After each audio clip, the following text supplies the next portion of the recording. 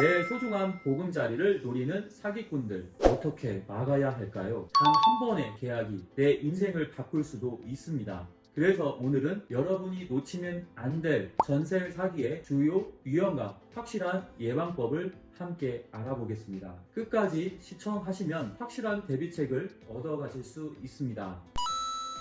첫 번째로 살펴볼 전세 사기의 유형은 바로 개발 호재를 가장한 전세 사기입니다. 이 유형의 사기꾼들은 특정 지역에 곧 개발이 시작될 거라며 투자 가치를 부풀립니다.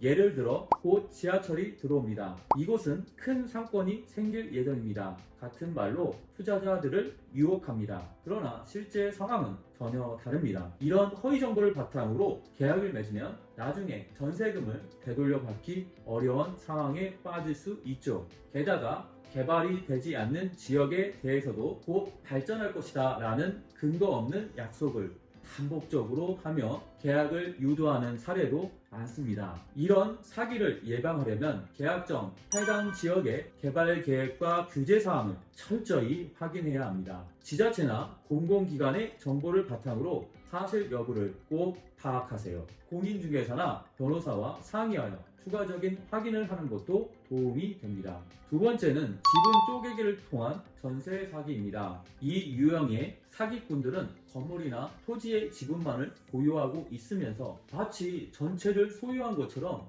계약을 유도합니다. 예를 들어 건물의 20% 지분만 가진 사람이 전체 건물을 전세로 내놓은 것처럼 보이게 꾸미는 겁니다. 이럴 경우 나중에 실제 소유자들이 다른 지분을 주장하게 되면 법적 분쟁이 발생할 가능성이 매우 큽니다. 이 문제를 예방하려면 계약 전에 반드시 등기부등본을 확인해야 합니다. 해당 부동산이 공동 소유인지 지분이 어떻게 나뉘어 있는지 확실히 알아야 합니다. 또한 공동 소유자의 동의 여부도 반드시 확인하세요. 계약 시점에서의 확인이 추후에 큰 문제를 방지하는 첫걸음입니다. 세 번째로 요즘 자주 발생하는 사기 유형이 있습니다. 바로 농지 전세 사기입니다. 농지는 법적으로 농업에 종사할 자격이 있는 사람만 소유하거나 사용할 수 있도록 규제됩니다. 하지만 사기꾼들은 이 규제를 숨기고 투자 가치가 높다, 개발될 가능성이 크다라는 말로 농지를 전세로 계약하게 유도하죠. 이후 계약을 맺은 사람은 농지의 사용 제한을 알게 되면서 큰 손해를 입게 됩니다. 농지를 전세로 계약할 때는 반드시 농업 종사 자격 여부와 개발 가능성을 확인해야 합니다. 계약서에 명시된 용도와 실제 사용 목적이 일치하는지도 중요합니다.